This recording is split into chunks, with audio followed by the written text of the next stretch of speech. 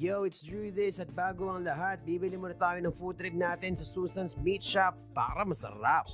Tayo ay lalarga na papunta sa magandang lugar dito sa Nueva Ecija sa may gawing papaya. Yan o, salipin mo yung daan. At bigla na lang magiging bukid, tapos boom!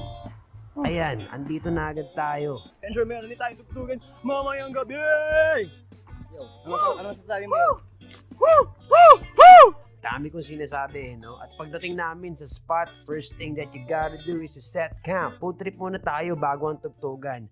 At eto na nga ang musika at kalikasan. And this is the part na hindi mababayaran, yung gigising ka sa nature. Tamang tulala, inom ng tubig, syempre keep yourself hydrated.